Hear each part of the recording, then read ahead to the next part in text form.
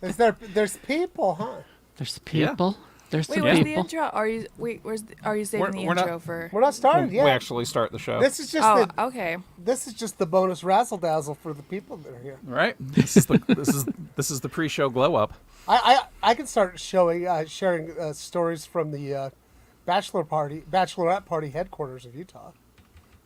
No, that's okay. Yeah, no. This is the pre-show glow up. I hate you guys. Yeah.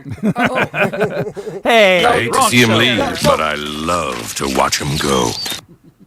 Before we started up, True Believers, I was talking about how they're like shutting down Main Street and not a lot going on, but they do have one thing. They have like a little short bus, okay? Mm-hmm. And they use it. Sometimes they do puppet shows in it, and sometimes they do guys with an oboe in it. And yesterday, for some reason, they had clowns. Okay, and so I'm sitting there working the door at this local establishment on Main Street, and the guy who's training me, he's not really paying attention. And I look, and one of the clowns from across the street has come walking towards the door, right? And so hold your ground state, Shannon. Always remember that. No, I saw this guy. His name's Sparky. I nudge him. I go, "Hey, Sparky, who the fuck's this clown?" And he turned, and like his mind was broken for about 2 seconds. It was just fantastic. Great, you got a psychically disruptive clown. Yeah, and the clown wanted to come in and use the bathroom. We told him no. No. Well, that's just discriminatory against clowns. Yeah, exactly. Hey, I don't know that clown story. Okay, if you're owning it, then That's true. That's true. You haven't lived, folks, until you've sat through 2 dueling piano shows sober. Oh, I'm good. Let's say I remember explaining to our dear departed Mr. Martin that karaoke was only fun if you were drunk, and being the always designated driver made karaoke with that crowd in particular real fucking annoying. Actually, yes. I'll be honest. I kind of dig it because it's just sit there watching people have fun. Oh yeah, karaoke, like no bad vibes allowed. Like you're not allowed to criticize other people. You can just get up there. No, I'm talking Might be about why no one takes me to karaoke anymore. No, I'm talking about my new little gig. You just like, I just sit there and I'm just watching people have fun and be stupid, and I'm just like, we need more of this in this world. We do. We need more. That kind of stupid. Yes. Not the other kind. Yeah. We don't need any more of the other kind. Frivolity. That's what we need. Yes. As Homelander, the true hero of the boys, would say, did your brain fuck stupid this morning? No, but I had, you guys know I've had like hardly any sleep, and Well, we were worried about that. well, I'm fine, obviously. Well, obviously, you're animated, you're moving, you're talking. I'll be fine next week because I won't have been told I have 2 days to move 1,000 books, or they're going to throw them away. Nice. Yeah. Not even keep them, huh? Nope. That's sweet. That's how happy they are with me. That's sweet. They don't need literacy in schools anyway. Well, and they don't need Mr. B, I'll tell you that. All right. I'll fucking get them all one day, though. I'm sorry. And I feel like crying. I hate it so much. I hate it. All right. Who we got in the room? We got Eli, Kyle, Brett. Oh, excitable James is here. What? Yeah, right there. Look, it's James. And Right Dr. there. Paul. Yeah. I think I saw Mike Anderson in there a little earlier. Is Mike in there? I think Mike Anderson was in there a little earlier. Yeah. Time to say some stuff that will get us in trouble. Yep. Action lawyer Mike Anderson. Yep. So Egg Foo's there. Mike, I need to have a conversation with you about something. It's good. Hey, if I stand just right, I have the logo on my forehead. We'll get it tattooed. Do you need there. a hat? Do you need a hat? No, I want to be the one of these things that's not like the other guy. Okay. All right. Yep. That's my well, thing. let's get going then. So we kick off the show. Here we go. Geekshow, Geekshow!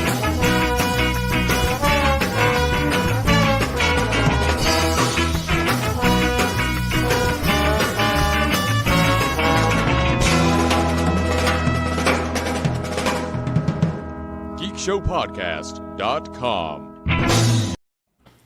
I love that more. I love that more every time I see it. I do this for a living, but I watched that about 100 times when I finished it, and I said, "Yeah, that'll do, pig. That'll do. That'll I definitely gave do. Gave myself It's a little pretty biscuit. good. It's okay. Lee George Cade responsible for that. Good job, Hey. sir. Lee George Cade, everybody. And yes, that is my gag BYU coffee mug.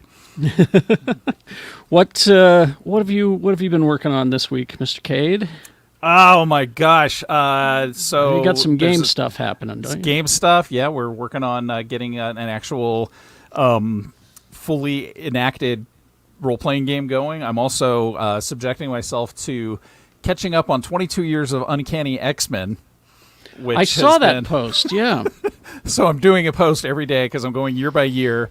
Went through the Chuck Austin phase, which I actually kind of enjoyed, although a lot of people hated the Draco and what it did to Nightcrawler.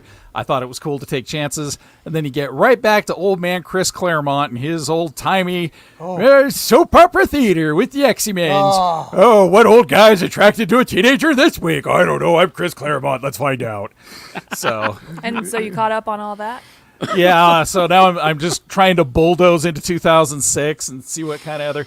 That dude... He's just like, well, okay, here I am. I'm back on the X-Men. What am I going to write about this time? Oh, I know. Let's put them all in negligees. Get the Hellfire Club back. So I'm Chris Claremont. I only do 4 things. I'm going to tell you right now, that guy's a very lonely man. I'll tell you right now, he was a great writer in the 1980s. No, remember that story about me and Brian Young Oh, yeah. interviewing him? Yeah. And he wouldn't let us go. No. We were He just finally wanted. He just wanted to talk, huh? yeah, we're just like, like Brian was finally, he looks at me, he had like a digital recorder, and he's like, it's dead. It's dead. It stopped working. He stopped working 7 hours ago. He's still talking. So that's my thing. We've got some big announcements coming up. Atomic Mass Games. I'll talk about this later, but Atomic Mass Games, people behind Marvel Crisis Protocol, they've been sending me stuff for a secret project that I can't talk about yet. So Nice. All right. I'll let you know as soon as we're cleared by Action Lawyer. Any secret projects for Rebecca Frost, everybody? Rebecca Frost? Yeah, actually, I finished season 2 of Agent Carter last night, and let me tell you, the show is not very good. I agree. Agent Carter? Yeah, no, it was good in 2016, I guess. Oh, yeah. But watching it You and Sarah have been catching up on that. and Kat Whittaker. Oh, and Kat, too? For a very special project That you we've can't been talk working about? on, that I can't talk about. Okay. Yeah. But yeah, I watched all of Agent Carter and the one shot, and big yikes. Not very good. No, but I just like looking at her, though. So No, she's great. Just She's fabulous. Which man is she gonna choose? you Yeah. know? Thanks, Will Mike. they, won't they? That's such a Perlmutter thing, felt like. it's I like my Agent Carter that's Captain Britain. That's- Sorry. I have a correction. We've been corrected. It's Daddy, Action Lawyer. Daddy Action Lawyer. He added the action. I just called him Lawyer Daddy, No, and then he has just I added the word I added action. the action. That's my fault. That's right. Well, he is Daddy in action Doorman. He is Duh. Shannon Barnes. Who would have thunk? Oh. Yeah, no, it's God. That's Main Street is just something else, and it's my game I was playing all night is hipster or homeless. Don't go to Seattle, whatever you do. You know, I used to play that game at my restaurant. Yeah. If they ran out of the door without paying, it was most likely a hipster. Stay out of Portland. But on Tis I am and working San at a bar. Francisco. I am working at a bar again. I will tell what bar eventually when I don't look like a scared old person at the door. Trying to do more than 3 things. I'm also making my. Please come to Liquid Joe's Thursday. This Thursday, the 18th. If you're yeah, in town. your wrestling thing. Yeah, I'm making my debut as the heel commentator at bar fights at Liquid Joe's. It's like But Ted. when he says heel, he's talking shoes. So make sure you wear You know something what? with a Hey, nice hey. wedged heel. Oh. As a woman, my ears are perked.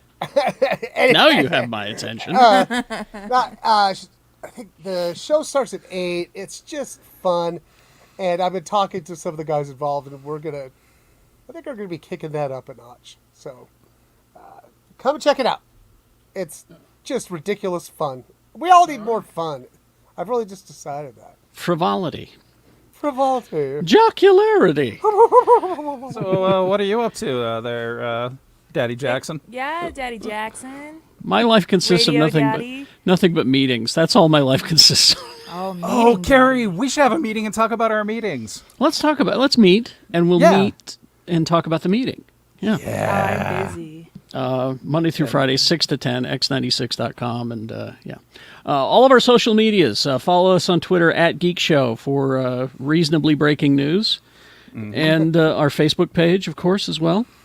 It's important to follow us all because things are happening.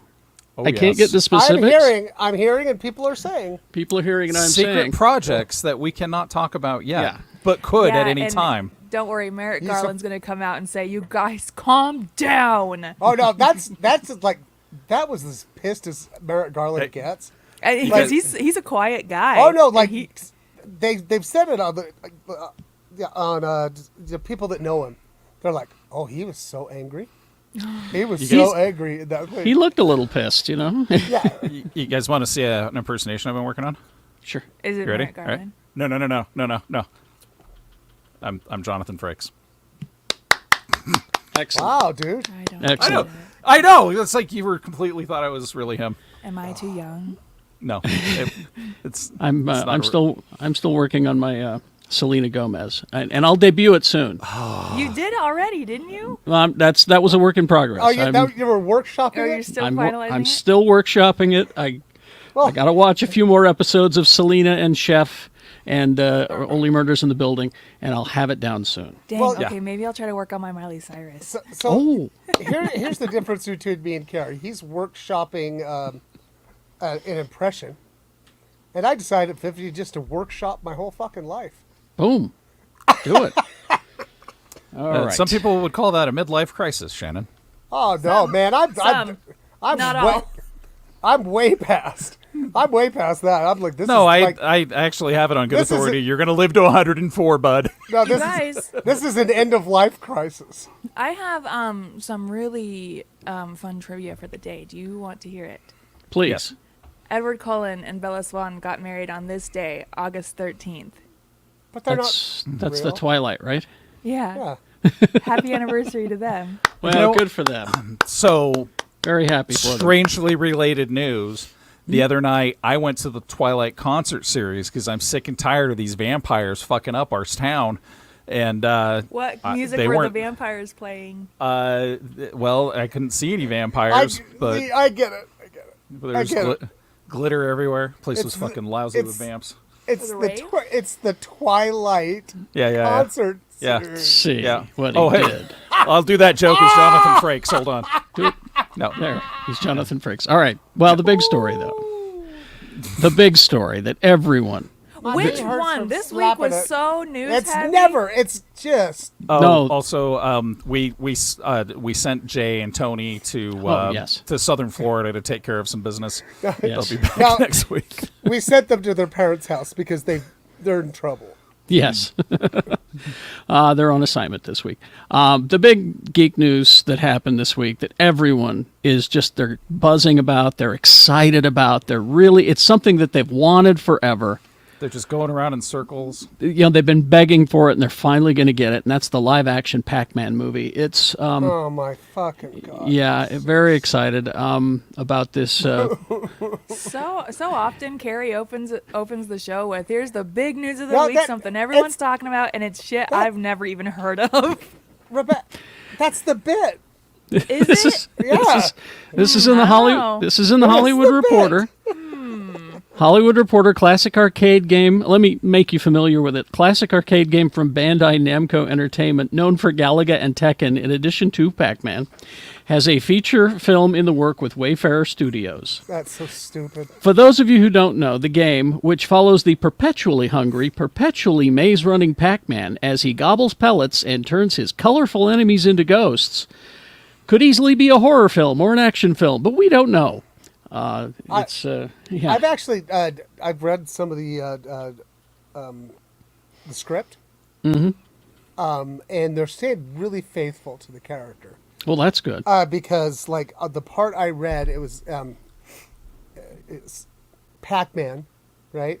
And he goes waka waka waka waka waka. My name's Pac-Man, and I'm starved. Well, I was hoping for a dark, edgy Pac-Man, but that's just me. Yeah, I want a brooding Pac-Man. Have you ever seen that meme where he where the ghosts run into the Pac-Man, and then he starts folding out, but it's like they made him look more real, and all of a sudden like his guts start coming out and stuff. And the ghost is like, oh my god! I hope they do that. I do have the theme music that they've been working on. I think this is Danny Elfman. There you go. It's pretty good. That's your dark Pac-Man. Chuck Williams, Light Beams Entertainment. This is the guy who did Sonic the Hedgehog. Oh, well. The So we're going to have to bully successful. them to put different teeth on Pac-Man.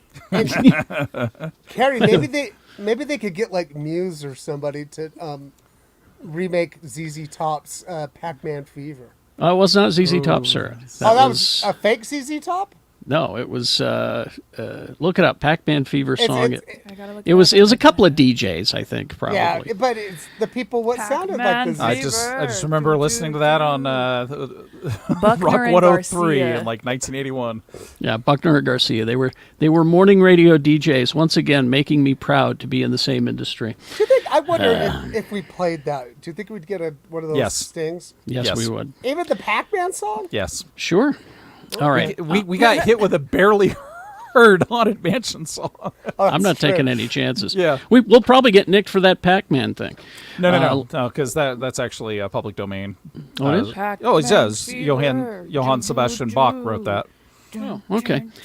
Anyway, no, the big news is all about Prey this week. What a movie. Yeah, I mean- I'm getting to that part. But Well, did you give me more Prey news than that? I thought I did. I'm sorry. You It's said all about Billy from Predator is what you All right, said. I left it out. It's all about Prey because over the August 5th through 7th weekend, Hulu has said that this is the biggest thing that they have ever had on Hulu, like in the history of their Hulu. Yeah. Number one premiere. That like, includes wow, film, TV series. It has more streamed hours than anything else that they have. And that's or from a something channel like that's that. only been playing Family Guy for 20 years. Yeah, literally. But the thing is, I think people were surprised that it was good, and then told all their friends. Be like, "Did you watch Prey? Oh, what's that?" I It's was a- just it's surprised. a prequel to Predator. Well, I It's thought good, as a you know? sequel to Eat, Pray, Love, I didn't expect it to be so wonderful. No, it was great. Now, this movie was always destined for streaming. It went straight to Hulu, and it could have easily have gone to theaters and done extremely well there. Well, because if it had gone to theaters, they would have cast Scarlett Johansson. Aha. But here's now go to that next picture. Here's the story. This is the story that I love because Dan Trachtenberg, the director, he said that this is the reason that this movie Prey exists. He says, I was in the 3rd grade when Predator came out. I was not allowed to see R-rated movies. So then I found myself in the back of a carpool on the way to a karate tournament with all the 6th graders who had just seen Predator, and they spent the entire ride telling me about the entire movie. And I vividly remember that they said that there was a scene where Billy, right there, the Native American tracker, stood on a bridge over a waterfall and fought the Predator. But when I eventually saw the movie, that scene was not in it. The beginning of it was, but then it cuts away So the seed was planted in my head, and then I thought, wouldn't it be awesome to have a movie that focuses on that story? And Prey isn't exactly that, but that's what it became. It's spiritually that. Yeah, I think they should just go full on in on this concept and just show us, okay, here's some ninjas versus a predator. Here's a samurai. Here's a cowboy. You know what I mean? Like, Or a clown who wants to go to a bar bathroom. Yeah, you but got he's coming a in here, predator. pal. Doctor Who, but Predator. Yeah. Doctor Who, but Predator. But that was a Mandela effect kind of thing that happened for him. He was convinced that it was going to be there. All right. So yes, if you haven't watched Prey, tell your friends that it's excellent. Tell your moms. It is on Hulu. All right. So let's get to this Ezra Miller stuff. Let's start with this. Oh, good job. We're going from predator to predator. Go Yes. Now here's the list that was released of the DC movies and shows that are still happening. Okay, because we got all those big cancellations last time. Hey, you like season 2 of Sandman? Because that's what you're getting. Well, you probably will because it's huge. Yeah, we'll get to that. Yeah. That doesn't count. DC shows, TV shows. Okay, James Gunn has assured us Peacemaker, season 2, coming. Harley Quinn, which we're getting. Believe it or not, the Green Lantern series. I wish Tony was here. The Green Lantern series. We always do Green Lantern stories when he's gone. I know, right? what? It's true. It's true.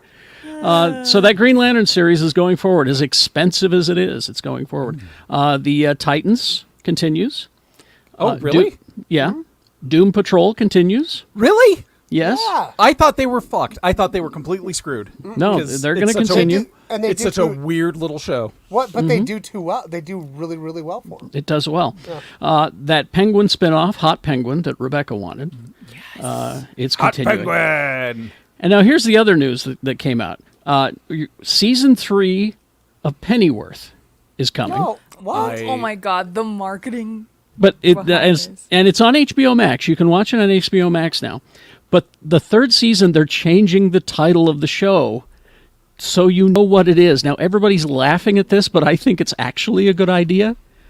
It's Pennyworth, The Origins of Batman's Butler. I mean... Wait, you hold just- on. Yeah, you just say Pennyworth to me, I don't know what the fuck. But Yeah. But also, that's a little on the nose, isn't it? You know, Yes. It interestingly just kind enough, of sucks. It just kind of sucks that they have now 3 seasons of a show about a guy who's his own person. He's got his own stuff going on, but also never forget everything's about Batman. everything. you know, Pennyworth was, back in my TV critic days, my top live show. Or not live show, but a live action show of Oh, you liked it? 2019. I loved the first season. I thought it was really good. Because they're it's all- not the regular DC universe. It's like a dark side universe where people are in gibbets, and I mean, like, it's pretty disturbing, and I kind of dig it. I wish I could have been on the wall, like in the room for that conversation where they're like, "This thing's been on for 3 years. Maybe we should tell people what the fuck it's about." Now, as far as movies, these DC movies are still happening. You're getting your Black Adam on the 21st of October. You're getting your Cancel it. They last didn't week. cancel. Your Shazam! Fury of the Gods, December 21st. Your Aquaman: Lost Kingdom, March 17th. You're getting your Blue Beetle on August 18th, 2023. You're getting your Joker 2 on October 4th, 2024. They are apparently going forward with a Black Canary movie I'm sure. and the Batman sequel.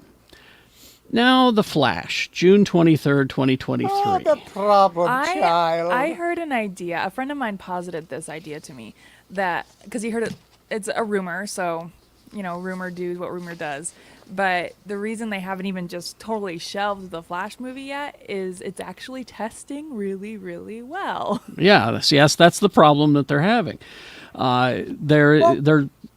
Go ahead. Why should they shelf it? I mean, just like, okay, obviously never make a movie with this insane man again, right? But it's made. He's been paid. But the WB also did reshoots and stuff while Ezra was on the lam. Yeah. Also, Like, is WB not going to be held accountable for harboring a fugitive? now, when I read you this stuff that I've got here about the Flash movie, I want you to think about Batgirl And then I want you to think about Prey. All And right? then think about that 2-minute footage from the Batgirl movie that got I leaked wept. over the I weekend. openly It was wept amazing. in my office. It was so good. I haven't seen that. It's Was so it good. really? You get to see Yep. Brendan Fraser. You get to see Firefly doing Firefly shit. You got flamethrowers the size of buildings. He's got flamethrowers strapped to the back of a fire truck, and she's chasing him on a motorcycle. And She's interrogating a guy and hanging him out a window. It was Okay, good. well then, like I said, when you hear about this Flash shit, I want you to think about Batgirl, and then I want you to think about Prey. Anyway, here are the 3 choices that they're dealing with because of all of the stuff with Ezra Miller. First, Warner's has received indications that Miller, whose mother has accompanied the actor in recent days, will seek professional help after returning home to their farm in Vermont after being away. If that help happens, Miller He got kicked out of Hawaii. Miller could give an interview at some point explaining their erratic behavior over the past few years. The actor could then do a limited press for The Flash, and the movie would open in cinemas as planned. That's one. Second scenario is even if Miller doesn't reach out for help, Warner's could still release the film, but don't expect Miller to play a prominent role in the marketing and publicity, obviously, nor would Miller be the Flash going forward, as the role would be recast. There's that. Now, the third case, if things continue down this path that he is, and I've got the story here, the situation with Miller deteriorating, this would see Warner's killing the movie outright, as it could not be reshot with a different actor. Miller plays multiple characters and is in almost every scene. That's a $200 million film. Holy That's shit. absolutely bonkers. Now, here on Monday, he was, a week or so ago, was charged with felony burglary. And Rolling Stone reported that Vermont's Child Services Department is attempting to locate a mother and 3 children who have allegedly been residing at Miller's farm in the state. Yeah, and they just had like loose bullets everywhere, and the baby had a bullet in its mouth. Really? Oh. Yeah, that's like one of the news stories was that they just when man. I guess like they roll up to the farm and the baby is there, but the baby just has like a bullet in its mouth, like it's teething. So, with all of the problems with this Flash film, There's only one problem with it. well, yeah. But I want you WB is also part of the problem. I want you to think about Batgirl, and I want you to think about Prey, because they made Prey for streaming because they didn't have faith in it. They said, here's a little bit of money, do it, whatever you want to do. And they made it, and it was good. You guys have seen stuff from Batgirl, and the stuff you've seen is good. I mean, Throw 2 minutes. Batgirl in there. Release it. Release it on Because HBO they- Max, like you were planning to do. Because it's You know? finished, right? Pretty much. They finished shooting. Yeah, they just need to Yeah. do the editing and whatever Special else, but- effects and things like that. And there's like Kerry and Shannon too. Both of you look up this footage. Like there are murals of the Michael I'll Keaton find Batman in Gotham, Oh, my and God. It really shows the amount of effort excuse me, that actually went in. I mean, this is with every movie that's ever made ever. But this, to me, really highlighted just how much effort they put into building this world of Gotham. Like, there's magazines on the shelves that are It just looks like Gotham-based magazines. yeah, and it feels like if Tim Burton's Gotham got grungy. Well, it was filmed in Scotland. Yeah, Well, Yeah. and I it was an anonymous, statement. Leaker. A leaker. And they were just like, they're like, we are just so sad that nobody's going to get to see this because we put a lot of people put a lot of work into this. And we thought it was great, So. They just need to just put it together and release it on HBO Max and let the chips fall. I just think that. I really do.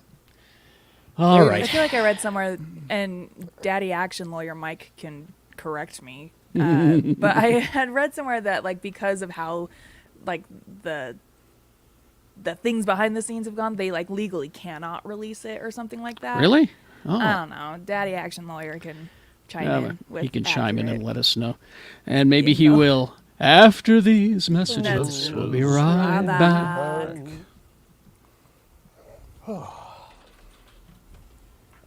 Well, now hearing about that footage, that makes me think about how the test audiences were confused by Michael Keaton being there.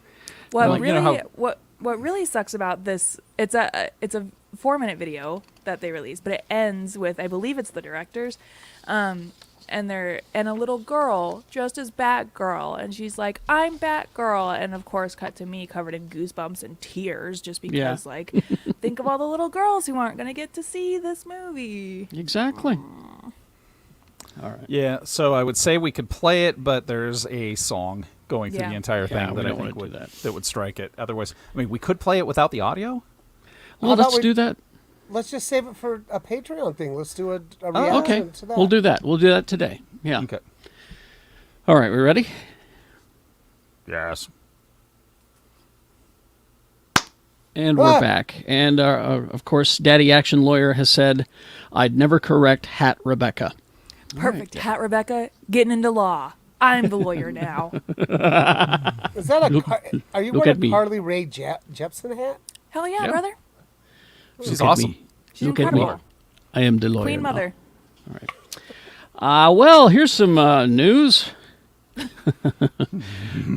going to pay more for your Disney bundle. Damn it! Aw, man. right they after I have paid enough. too much for, and right after I paid too much for this muffler. Jokes for some, and I appreciate that. Disney is launching an ad-supported version of Disney Plus in the U.S. in December. Do you know what's crazy? Is the ads are just going to be for other stuff on Disney Plus. Right. Probably. Beginning December 8th, Disney Plus with ads will cost $7.99 a month, which is the same price that you currently are paying without ads. As a result, the premium ad-free version of Disney Plus will cost $10.99 a month. That's great. Or I'm fine with It's that. still cheaper than Netflix. Yeah. or $109.99 a year, representing the $3 monthly increase. Put me in, Coach. I'm ready. Hulu will also see price hikes for both its ad-supported and ad-free tier beginning October 10th. Let's see, and You then can there's pay more to watch American Dad. yes, and Hey, Rebecca would actually, Yeah, that's a truthful statement. and here's the other news is that Disney Plus added 14.4 million subscribers during the third fiscal quarter, for a total of 152.1 million, beating that's- everybody's analysts, Wall Street expectations. That's just the free market, baby. You get more yeah. subscribers, you need to raise your prices. So Disney Plus, Hulu, and ESPN Plus, Disney now has 221 million total subscribers, surpassing Netflix at 220.7 million subscribers as of July. So they're bigger than Netflix. This is an extremely strategic thing that they are doing because right as they're bringing back Daredevil, they know exactly what they're doing. Yep. Oh, and I was reading. Speaking of Daredevil, I was reading an article with the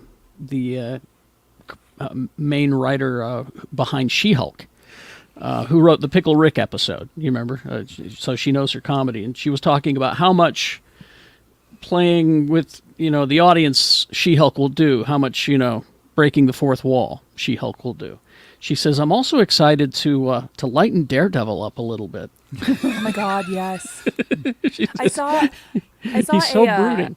They released a clip the other day or something of the car crash that I think kicks this whole thing off, and this show, I think, is going to be a lot funnier than we're anticipating. That's a lot funnier than I think I'm expecting. At least. Well, no, that's what she was saying. Is that this is Marvel's first full-on comedy.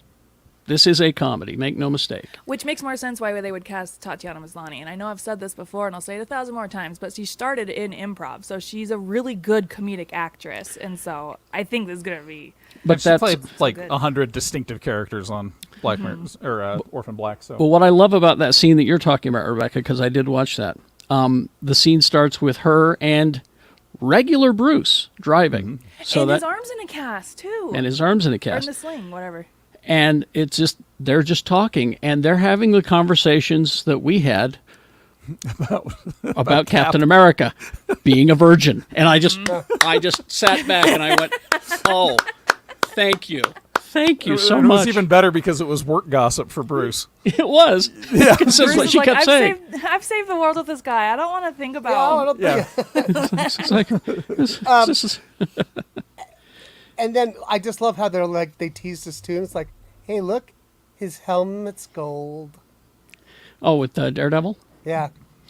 I didn't see his helmet. I saw his wrists, and they had some. I've seen a picture of the helmet, and it's gold. It's gold. So they're going with that classic yellow They're Daredevil going look. more gold Yeah. than red. Well, I don't know how I feel about it, honestly, Kerry, because I don't know. I think the original design's terrible. I've always felt that the yellow Daredevil costume was terrible. Yeah. But Because if you're doing like comedy, But yeah, if They're you're doing also- comedy. They're also leaning into, and I think this kind of started with not so much Eternals, but like maybe Love and Thunder. We're leaning more into embracing the comics' original costumes. Like they're silly, but maybe we lean into that. I feel like a lot of the design elements, going back even to Ragnarok, where they were doing so much of the Jack Kirby style art in the backgrounds and everything. I think you're absolutely right. I think they're going, okay, let's embrace the color and the ridiculousness of the costumes and have some fun with that. Black Bolt gets a tuning fork. But back to the lightening up Daredevil. I have to agree with her because I've been rewatching. I'm always rewatching Daredevil. Kerry is to Daredevil as I am to American Dad. Exactly. That is correct. Kerry is to Daredevil and Rebecca is to American Dad as I am to the first 5 episodes of Firefly. Oh my God, what? Whenever I'm feeling tired and I can't sleep, I put on Firefly because I'm like, if I'm going to be up all night, I'm just going to watch a good show. And then I last about Interesting. 4.5, 5 episodes. That's me and Letterkenny, man. Like I've seen almost. Yeah, anyway, go ahead. But anyway, so Daredevil, he spends an awful lot of time brooding, and we'll talk about that again in Sandman when we talk about Sandman coming up. But that's another story. Okay, now this, I know I'm the only one still watching Walking Dead. All right. You're not. I was talking to a guy at work about this yesterday, and he's still watching. And so I was like, okay, what about this character? What about Kerry, this character? Kerry. So they're making it for 2 people now. That's cool. Kerry, I was in my 30s when I stopped watching Walking Dead. All right. But now that the anthology series is coming out, I'm seeing some of that, and I'm interested in that because it's not a continuing story. It's just a one-off every episode. And I might check that out depending like who's in it. And some of them are apparently pretty funny. So, again, lightening up your characters. But this, I'm kind of grappling with. Walking Dead's ever-expanding TV universe head honcho Scott Gimple has revealed, this is in IO9, that the upcoming spin-off series starring Norman Reedus takes place in France. How? They're sending him to France. They're sending him to France. How? You watch out, Monsieur Darrell. The snails, they eat the brains here. How do you travel across the Atlantic? I know. Across the apocalypse? I see. You just drive. You go up to Alaska. He hops on his motorcycle and he goes. And he just jumps the Bering Strait, Yeah. drives through, yeah. Like the Yeah. fawns. Okay, Yeah, so- when I read this story earlier this week, I just went. I was like, how? How? Well, here's what Gimple said. Daryl is a fish out of water to start with. If Daryl finds So he himself, swam there. maybe if Daryl finds himself He's a with literal new people, he's a fish out of water. In France, in a country that's going through the apocalypse, it's an entirely different thing. He finds himself having to reinvent himself again, having to find himself again, and also not being with probably the only people in the world that he's been comfortable with. But why? I like that the premise of this is other countries are different. How are people going to adapt? How is the world's most charming Appalachian going to get along in Paris? It's like, why won't any of these zombies eat me? Well, says they think you appear greasy.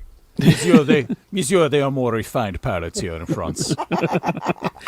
Well, now this explains a lot, though. I mean, because maybe this is why Melissa McBride, who was going to be the Carol and Daryl show, she didn't want to. She didn't See, want to that's move. what I want, and I want it to be a variety show. Yes, the Carol and Daryl Power Hour. She's Daryl. Oh, wait.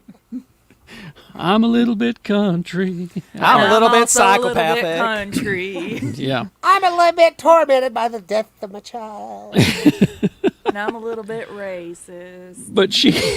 That's Do you my like brother. Do you like shooting kids by moonlight?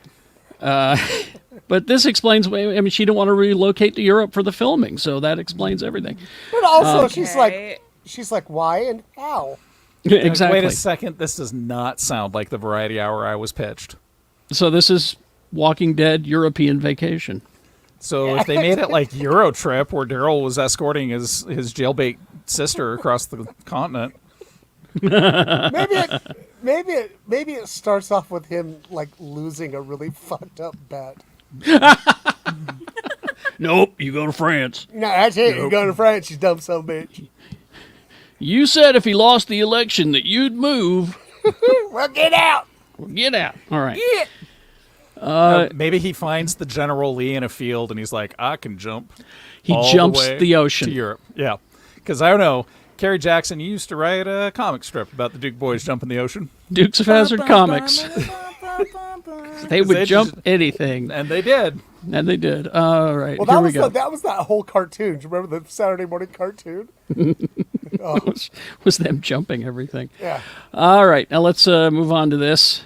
Jason Momoa is not taking responsibility for Conan the Barbarian. He no, should. is it It's a good bad? movie. He was Conan. No, here's what he said. He's got to take some responsibility. No, he's not taking any. He said in British GQ that a project can be enjoyable to shoot and still end up not being well liked due to problems in post-production. Here's what he said. I've been a part of a... Is he trying to Snyder cut Conan the Barbarian? Maybe, I don't know. I'd be first in line. I've Best been a movie part... of 2009. I've been a part of a lot of things that really sucked, and movies where it's out of your hands, Momoa said. Conan was one of them. It's one of the best experiences I've had, and it was taken over and turned into a big pile of shit. Aww. He wants the Conan. Look, Wait, who directed this? I'm gonna Who be directed I'm gonna be Conan the completely Barbarian? honest. I'm gonna be completely honest. It is the second best Conan the Barbarian movie. Also, Lee, this is a 2011 movie. I know. I just wanted it to be earlier when I still had hopes. Marcus Nispel. Give us the Nispel cut. Here's what Hollywood Reporter critic Kurt Honeycutt wrote at the time. There is no purpose to the film other than random blood splattering amid scenes of bondage, primitive savagery, and S&M eroticism. The film is numbing and dumb, with its hero indistinguishable from its villains. No, you know he's the hero. He's got those panther marks. And Ron Perlman was his daddy in the Do you beginning. guys want to hear some fun trivia about Marcus Nispel? Sure. He has directed quite a few horror movies, like the 2009 Friday the 13th, 2003 Which Texas I Chainsaw love. Massacre, as well as a ton of music videos, including Spice Girls, B-52s, Mariah Carey, Gloria Estefan, Bryan Adams, Cher, No Doubt, Elton John. He's done quite a few music videos. No, I'm serious. I've watched this movie a couple times. It's dumb sword and sorcery. It's stupid as fuck, but it is highly enjoyable. And you know what? If you want to see somebody who's like at the pinnacle of human musculature, it's great. It's not high art. Go into your Lee movies likes knowing what looking it at is. Jason Momoa confirmed. I do.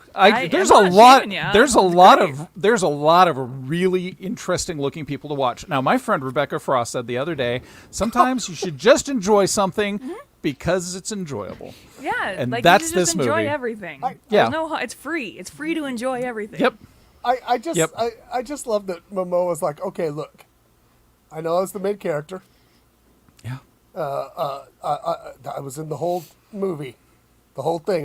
That was me, but not my fault that it sucked. Not at my all. fault. I had I'm no curious to part in know- that. I'm curious to know what other movies Jason Momoa thinks he did that sucked. Oh, I should have read the article more thoroughly. I stayed on the Conan stuff. Come on. There's a reason why he didn't have any dialogue in the first season of Game of Thrones. Yes. So it's just sword and sorcery doesn't get much love. And so, like, when Wheel of Time hit last year, I was so excited because sword and sorcery stuff, and it's cool, and it's a little different. And then Conan the Barbarian, it's like, this is the dumbest shit out there, and it's so much fun when it's done right. And yeah, the CGI was kind of splotchy, and, but it was such dumb fun. Sword and sorcery movies should be kind of fucking. Let's stupid. go back and watch what was Beastmaster, one of the dumbest movies ever Beastmaster. made. I watched that movie 100 times. But Beastmaster 2's better. What was the one? What was the one with the guy that had the sword that could fire the different blades? The Sword and the Sorcerer, I think was the name. And then there's come on, Krull. Crow with the glaive? Yeah. Yeah. I mean, this is all just cheesy shit, and it's so much fun. Just have yourself a little Chianti and let it wash over you. Well, Maybe Like a I'll big, watch it. cheesy Was blanket. it streaming anywhere? Oh, it's probably free. You go down to Corner State in Maine, and I'll give it to you. Oh, it's on HBO Max There you for go. now. I might have to watch it. I've never seen it either. okay. So now this leads to my next item and question pretty well. Peter Jackson interviewed recently about the Lord of the Rings. He said, He's when like, we I did the made 'em. When we did the Lord of the Rings movies, I always felt I was the unlucky person who never got to see them as coming out of the blue film. Oh. By the time they were screening, I was immersed in it for 5 or 6 years. It was such a loss for me not to be able to see them like everyone else. I actually did seriously consider going to some hypnotherapy guy to hypnotize me to make me forget about the films and the work that I had done so I could sit and enjoy them as a newbie. I didn't follow through with it. I don't think that's how hypnotism works, Peter. But I did talk to, anyway, he goes on. So that is my question for you. What geek thing would you erase from your memory so you could experience it again for the first time? Oh, baby. You're going to hate my answer. I have a couple. I have a couple. Oh, I know. What? Last Jedi. Last Jedi? It's a good Seeing that movie. for the first time was so much Experience. fun. Yeah. It was probably Endgame too. Like any of those like legendary, especially recently, like legendary franchise moments. But Last Jedi, it took my breath away. I remember saying, "Oh shit," like out loud a couple of times. I remember being in a theater when Luke shows up to face Kylo Ren, and the whole theater just gasped. And it was like, yeah. My favorite it's was so good. was when they do the Holdo maneuver and she does it and the sound disappears Sound cuts and in the movie. the air is just sucked out of the room. And Yep. then also the moment in the Red Room where Rey and Kylo team up. Yep. I'm getting goosebumps just talking It's about a it, you gr- guys. it's a like great it's movie. so good. It is a great movie. That's a good answer, Rebecca. All right. Thank you. Try to Anybody top it, else? bitches. Yeah. Well, I won't, but Lee? I want to re-experience all of Star Trek. All of it from the beginning. All of it, because That's a time commitment, bro. Yeah. I don't care. I don't care because I mean I've always loved Star Trek. I've always had this passionate, burning love of Star Trek. But over the last 6 months, I've been rediscovering things and going back to '66. It's That's a good answer. it's pure and golden, and I'm realizing that the stuff that I loved about it in my 20s, I always wanted the action Star Trek. I always wanted, First Contact. I always wanted the Battle of Wolf 359. That's all good stuff. But that's not what I love about Star Trek now in my dotage. Yeah. Shannon? I think for me it would be anything Richard Donner, Superman. You know what's funny, Shannon, is that Sue said yesterday, I think on Saturday night we should rewatch the original Superman movie. I'd Say, Jack. I know, right? No. Hey, Jim, that's Oh, a say Jim. bad outfit. That's what he says. Jack, Yeah. Jim, same name. Whatever. Kerry, I watch them like once a year, and Yeah. they hold up. They're great. It's just a great film, and I just loved you don't even know really what time period it's in, kind of and stuff. So, if you've never have you seen the Donner cut? No, I need to. You haven't I- seen the Donner cut? Okay, No. I'm telling you right now, Carrie, you should, fix your life. You I should know, watch. right? You should watch Superman the movie, and then find the Donner cut. And I'm pretty sure it's on HBO Max. You're talking I'll Superman 2, right? Yeah, Superman. Sorry. No, because I actually think Donner's original, the original Superman, is kind of a flawless movie. It's when Yeah. you get to Star Trek or yeah. Superman 2, where let's fix it all with cellophane. You Well, have no, to so- rent. You have to rent the Donner cut. Well, it's worth it because what happened, people that don't know, is they filmed. Donner filmed Superman 1 and 2 back to back, and and then they were like, it needs to be more funnier. So they fired him and had some other hack come in. Just saying, Warner Brothers has been fucking up the DC Yeah, license for exactly. decades. Like, and so I love Superman too, but there's some definitely stupid shit in it, right? And what they did, the Donner cut is like, Donner goes, well, let's get rid of all this bullshit, and I happen to still have some of this stuff, and it's a different movie. Clark Kent never stumbles into a goddamn fire in Niagara Falls. Well, I'm so predictable because Endless Night Videos in the chat room said, yes, it would be Star Trek the Motion Picture. I would go back and watch Star Trek the Motion Picture again, and I would revel in all 6 minutes of that scene. I still want to see Phase 2, Kerry. It would be interesting, wouldn't it? Well, I mean, Phase 2 is in after Star Wars came out, and CBS said to Gene Roddenberry, hey, you know, Star Wars kind of had its success because a lot of Trekkies came and saw it, and a new generation of people loving sci-fi, and they said, okay, so we're going to give you a shit ton of money. We want you to bring Star Trek back. And so they wrote an entire script for the first season, and Star Trek the Motion Picture is in large part that first couple of episodes. But when the writer's strike happened during the first season of Next Generation, a lot of what is kind of funky and weird about Next Gen in its first season is them having to use scripts that they had already written in the 70s because they didn't have anything. So it's like, it would be so, you know, Troy, Riker, those characters exist in the motion picture. They just have different names. Yeah.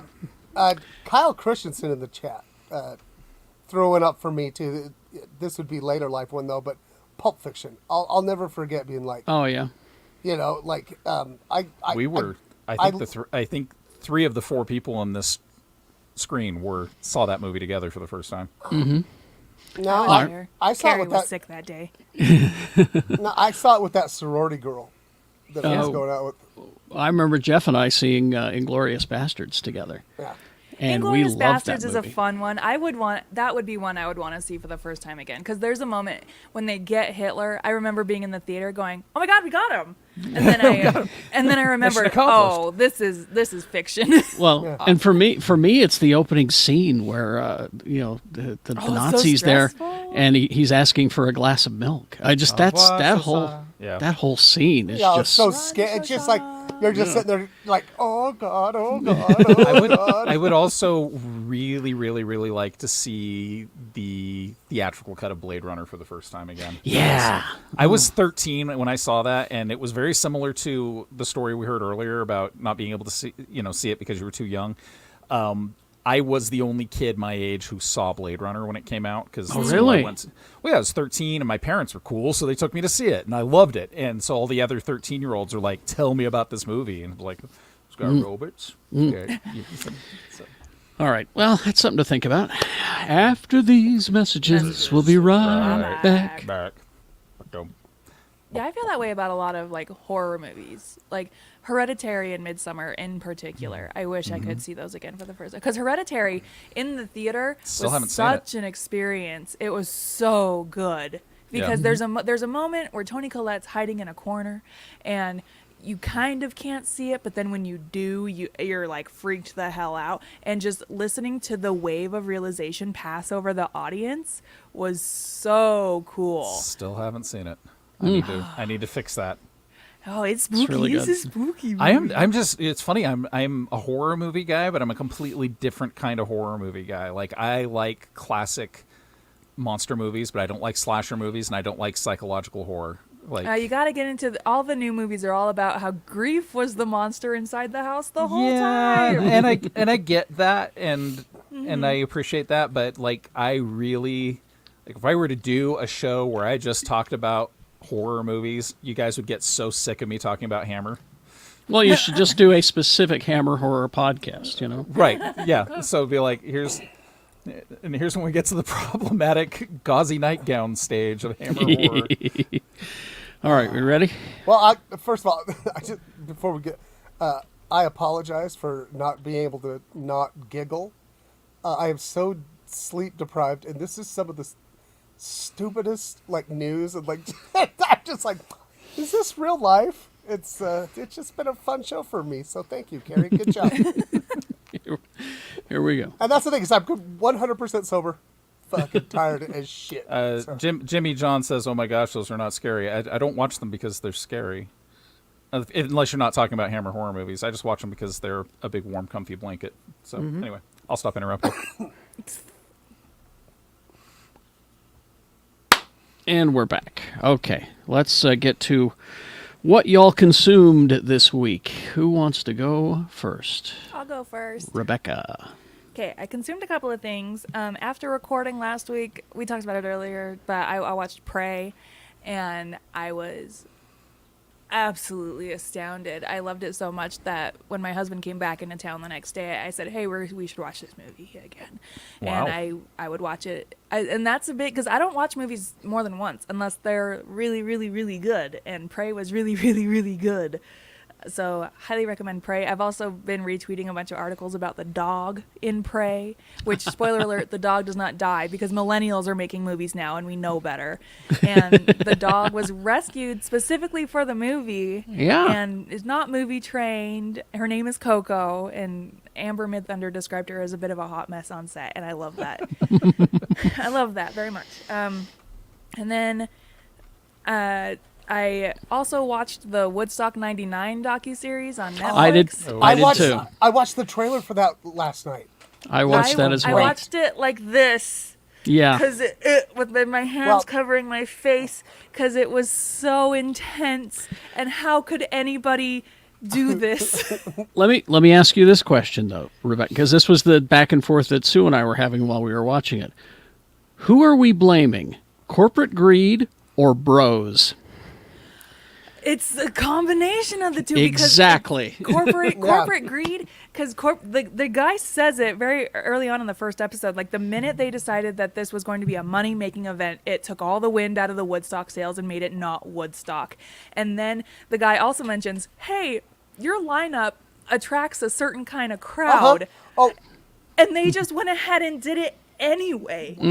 what year was this? Was it 1999? 99, yeah. 1999. So, like, and I was like, wait, who's playing this thing? And I remember watching it unfold on MTV. And I'm just like, oh, dear. Oh, that's some of the best parts of this show is the MTV coverage, because they're just like, Jesus they interview Christ. some of the VJs and like literally Shannon, you should watch it today. It's just like 3 hours of your life. I watched that Fire Fest thing a couple years ago, and it feels like a very similar train It's wreck. worse than Fire Fest, Lee. No, Really? Oh, Wow. 100 times. Because they actually went through with it. They didn't go through with Oh, Fire right. Fest. They Yeah, actually 'cause went through. They powered day one. Like, if they had canceled Woodstock after day one, I think it would have been a success. Like, kind of a success story. They could have said, okay. But because they decided to keep going all the way through Sunday, absolute insanity. It's like, well, we've got the Prodigy here. We got to get them on. Yeah. You know? And then it was kind of fun listening to, like, Fatboy Slim describe his time there as, like, it was really fun. The crowd, I didn't know it was, because Fatboy Slim had no idea what was happening outside the rave hangar. Because he was fucking in heaven. And so this crowd comes in, and he's like, yeah, this is a really energetic and excited crowd. And then he's like, it was fun. And then it started to not be fun. And then it started to be really scary. And that's the thing is I want to hear all the interviews, because it was like, oh, it's a watch. Fascinating. It was I kind of want to watch it again, but But like Jewel going, I remember sitting there and feeling like this is a crowd that could turn at any moment. Because she's there on day 3 when everybody is dehydrated, exhausted, and there's covered in shit, essentially. If only there had been another concert similar to this that maybe happened 30 years ago, that maybe had the same name, that they could have learned some lessons It's from. a whole thing. No, it's a whole thing. That's it's the part whole point. It's part of is the it? story. Okay. Yeah. Yeah, because Yeah, the that's original all- Woodstock was a fucking nightmare. That's all part of the story. It's all- Okay. it's I know what I'm watching this weekend. Yeah. Oh, it's so good. It's really good. I'll have to watch it tomorrow, but it's definitely on the list. it's fascinating. Yeah, and then the last thing I consumed that I want to talk about is I went to a Tim Heidecker comedy show on Wednesday. Oh yeah, tell me about this. So I had never really experienced Tim Heidecker's comedy outside of Adult Swim stuff. So his tour that he's doing right now, it's on YouTube. It's called the Tim Heidecker No More Bullshit Tour. Now, and is he the puffy one or the not so puffy one? Well, he's not puffy anymore. He's the short one from Tim and Eric. Okay. The blonde one without the beard. And so the first half of the show is his No More Bullshit tour, where he comes out, he's got his hair slicked back, he's got a leather jacket on, jeans, tennis shoes, so he looks like a late 90s, early 2000s comic, and he comes out and tells jokes about, like, my wife sucks, and just that, like, it's a character, yeah. It's and it's essentially just like a one-man parody show, because I also was there for the Q&A beforehand, and he's an exceptionally just chill guy, like chill and humble and sincere, and so I was like, wow, this is like Whiplash. I had no idea what I was expecting. And then the second half of his show was Tim Heidecker and his very good band, and I didn't know he had a band. I didn't know he played music, and the music that they play is stuff you would hear on like KRCL, and it's like heavily inspired by like Neil Young and that kind folk. of it was so good. I felt like I was 15 discovering the Garden State soundtrack again. Like, it was extremely my kind of music, and I was like, wow, I need like a couple of days to process this show, because I really liked everything I just saw. So Tim Heidecker's No More Bullshit series or special is on YouTube. You can find it on YouTube, but his music too, I highly recommend. Well, there you go. Lee or Shannon, who wants to go? I can go. Go. So there's something I want to play for you folks real quick, because this basically sums up. I'm gonna flirt with disaster here. Let's see if it works. So this right here is exactly what kicked off my new refound love. You probably can't hear the audio, can you? No, I know the scene that you're going to play, though. Yeah, so... Yes, I reference this scene at least once a month. Yeah, so the quote is, there's one thing for sure, or here's one thing you can be sure of, mister, leave any bigotry in your quarters, there's no room for it on the bridge. So if you've been wondering how long Star Trek's been woke, I can say at least since 1966. Yes! So... And with that, I took your advice. I finally went back after finishing the first season of Strange New Worlds, went back and watched this episode where you actually see the parallels that they so wonderfully balanced between those two episodes. It's so fantastic. Dude, and the same weird lighting. Yeah, and stuff and like the sacrifice that the Romulan makes at the end of that episode is so breathtaking. You're talking Balance of Terror from the original series and the season finale of Strange New Worlds. Yeah, it's just breathtaking, and just having how Star Trek does alternate timelines, because obviously Pike making that decision that he made in this episode causes almost like a Kelvin incident, right, where you have a different timeline. But it's so good, it's so well acted. I love how that episode ends. It's just like where Star Trek is all about optimism and hope, and that knowing full well we're going to go through some horrible shit to get to that it might be okay. The other thing I watched this week is like the exact polar opposite, and that is The Boys. I'm on the 6th episode of season 3. I've been watching a lot of Boys. And that show is... I just finished Herogasm, and I would have to say that show's gore budget is breathtaking. Very good at reminding you that you're a bag of meat sauce. Exploding meat sauce. And seeing A-Train drag Blue Falcon or Blue Hawk or whatever down the road. Oh, shit. People that worked on that episode said they all left kind of traumatized. Well, and the disclosure at the beginning is kind of amazing. Like, it's like, yes, everything in this was consensual. Yes, it's all ridiculous. If anything, even if you hate it, just remember we spent a shit ton of money on disgusting ourselves. And so it's it is an interesting thing, because on the one hand, like, you have this hope and vibrant optimism of Star Trek, and then on the other hand, you have the whole human beings are just shit, and the only difference between human beings being shit and being horrible shit is superpowers, right? Because Billy Butcher is pretty shitty, right? So then you give him temporary V, and he's shitty with heat rays. Absolute So, power corrupts absolutely. Yeah. So between those two, that's what brought on the great X-Men catch-up of the 21st century, because I needed a palate cleanser. Oh, good choice. Yeah. All right, Shannon. I'm sad to report I'm down about a fake $1.1 million from game shows. So it's, Oh no. you know, you win some, you lose some. I have actually been kind of busy. That's weird because for somebody who doesn't have a job. So I haven't watched a lot, but I watched something last night. I watched that Day Shift show. Oh, the vampire hunting movie? Okay, so it's Jamie Foxx. Mm-hmm. Soup's Dogs? The Good Franco. What's the Good Franco's name? Dave. Bobbert. Dave. It's like if they would have he's like all the good parts of a Franco. Snoop Dogg, right? And they're vampire hunters, and it's set in modern day Los Angeles. And Is it a movie? it's a movie, and I'm sitting there watching. I'm like, God damn, these fight scenes are amazing, right? And I'm like, so I kind of went down a rabbit hole, and I'm like, what is the deal with this show? So I'm like, okay, who directed it? And it's like J.J. Perry. I'm like, who? And then I read it cost $100 million to make. Wow. Snoop Dogg doesn't come cheap.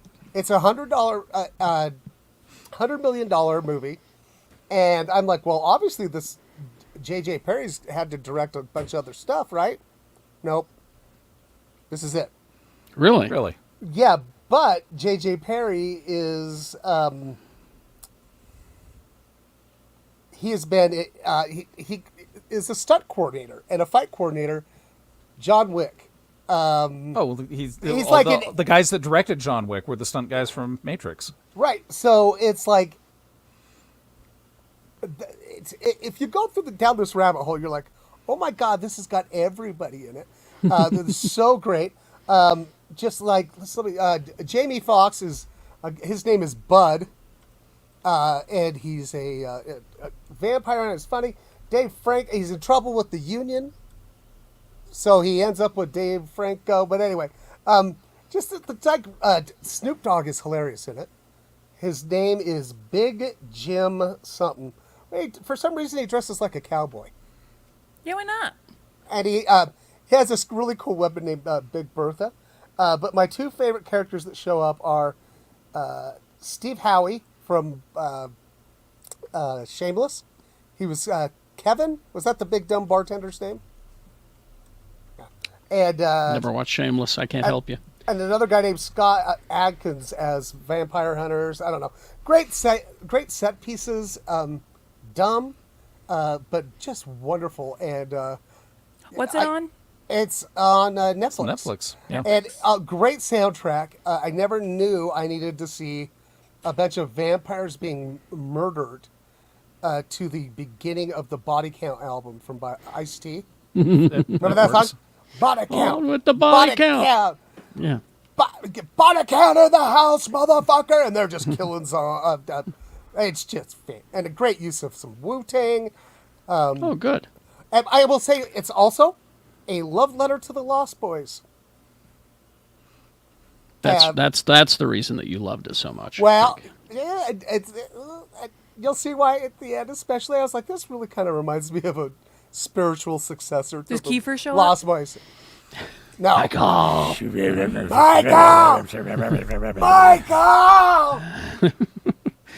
All Let me right. in the house, Michael! Let's see. Just a reminder, Resident Alien is back.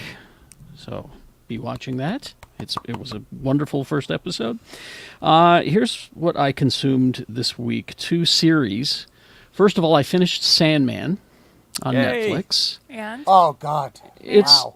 It's brilliant. I mean, it's so well done, and I think, you guys, I didn't read the comic, I'll be honest with you. I did. But from everything I'm understanding, this is a damn faithful adaptation. Well, what's wild about it, I say the same thing I say about Peter Jackson's Lord of the Rings movies, is that where it takes its liberties, it's taken in the spirit of the original. Well, well, because you got Neil Gaiman, he's like in charge of it, so he. Right. I actually I heard an interview with him, and he was like, the lady was like, "Why has it taken 30 years to make this?" He goes, "Because I've been trying to stop it from being made for 30 years." There have been Done poorly, there have been yeah. studios that have had the rights to this for decades. He told me his favorite bad version of it was it opened with the lines of it was Morpheus, right? And he's like, "Do you think your mortal weapons can hurt me, Morpheus, the king of the dreamers, the Sandman?" When you get the episode with Joanna Constantine, and it's just done, even though you know it's not John Constantine, and you're just like, oh my God, it's John Constantine, but they did so well with it, and yeah, it's good. It's so episodes. He talked about episodes 5 and 6, and that's the diner, and I'm not that far. and then the yet. next one. Okay, well, first of all, David Thewlis, man. Oh my God. David Thewlis. Oh, but he's so fantastic in it. Yeah. But what he said is, so that episode in the diner, they built that diner. They rehearsed it like a play and shot it like a play. Nice. Well, And- that's what I was going to say. It's just all one encapsulated thing. It's terrific. And then he's like, and then episode 6, almost every single line is lifted directly from the comic book. And that's with Death, right? That's where Death shows up, and And- she was amazing, and everybody in this show is so good. When Cain and Abel came trundling out, Cain and Abel are characters from House of Mystery and House of Suspense, old 60s comics. And I also heard they're in the Bible. yeah, well, that's the whole thing, is that I loved them in the comic, and seeing them not only looking like they looked in the comic, but acting like they acted in the comic, and having the whole thing with Gregory the Gargoyle, and it's just it's great. I had to take a break. I think I had to stop at the end of episode 5 because It's a lot to take in. Well, because Thewlis said something to me that really just like hit me, and I'm like, okay, I wish I could remember what it is, but God, and it's beautiful. Oh, the whole thing is just terrific. So enjoy Sandman. Get in there and watch it. 10 episodes. And then the other thing that I've been watching, I was telling Lee about before we started, is an Apple Plus docuseries called 1971. And what it That's when I is, was born. it is the intersection of politics and music in that one year. And That's when how it all started to go downhill. no, when just in music that got one awesome. year, how music and politics intertwined, and so much. I was amazed at the amount of great music that came out of just that one year, and then all of the shit that happened in America in that one year. For example, Well, I came here. There's an entire episode that deals with Angela Davis and the Black Panthers. Just one episode. And the music around that. It's just amazing. And I'm learning shit that I was aware of, but I didn't really know in history. I mean, I was aware of what Attica was. I'd heard about it. But they have actual footage of Attica going down in the prison riot there. It just astounding, the stuff. And amazing music. Yeah, my There was mom a- there was- about Well, there was a whole episode. God, this is terrible because I'm going to forget all these things. They will do deep dives into like one album in an episode, an album that influenced so many people. You know, just go and watch it. It's on Apple Plus. If you have the Apple Plus, it's called 1971. You're going to learn a lot about music, and you're going to learn a lot about American history. It'll trick you into learning. Oh, I hate dang that. it! That's the only way I can learn anything, is if people trick me into learning things. So I there you used go. to be in that business. All right, let's see. I got video games if you want them. You do? Oh, good. Yeah. Do you have a fake one? No, I'm not Tony. I couldn't be that awesome if I tried. Come on. So, all right, out this week, Backpack Hero. Be out on the Backpack 15th. Hero. Blossom Tales 2, the Minotaur Prince. I mean, if that was a fake game, you would think it was a fake game, but it's real. Rollerdrome is coming out on the 16th. Tribes of Midgard on the 16th. Way of the Hunter, August 16th. A game called Catizens, which I'm just assuming off the top of my head is a game where you play a cat citizen. So, and then the Ascent Cyber Heist. It's a DLC package coming out on the 18th. And the game of the year, the game that I will probably play for a million years, is a game called Cursed to Golf, which will be out on all major platforms. So make sure you don't miss out on that, friends. All right, Mr. B, if you would please. You guys, I'm feeling like the Ham has reached like the end of its like story. Like, you guys get any ideas how we could shake it up? Maybe like continue the story of the Ham. Like maybe we could let's just send him to France. Fuck it. Yeah. Not edgy enough. What else you got? All right. I think we're done. I think we are. I think we are. That's an episode. It is. And That was think. one episode. That was one episode. So, yeah, we got a bunch of stuff coming up, so make sure to hit that like button. I get to do the corny YouTube shit here. So, and if you've not subscribed, subscribing will give you reminders of our live streams that we do every Saturday morning at 11:30 Mountain Time. So we appreciate everybody for tuning in.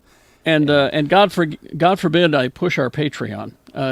Don't Geek even Show. mention it. Apparently, Yeah. it ruins episodes. Apparently, it ruins Yeah. everyone's lives. No, GeekShowGotThisCovered.com. it's one person. It's okay. Just find any other line of work where people will, literally volunteer 15 years of their lives for free. Yeah. But, we don't need your support, dude. That's fine. Thanks for tuning in. All right. Let's see. Anything else before we go? I think we got everything covered, right? Yeah, we'll end the broadcast and let's go record some stuff for Patreon. Yeah. Hey. That. Hey. Hey.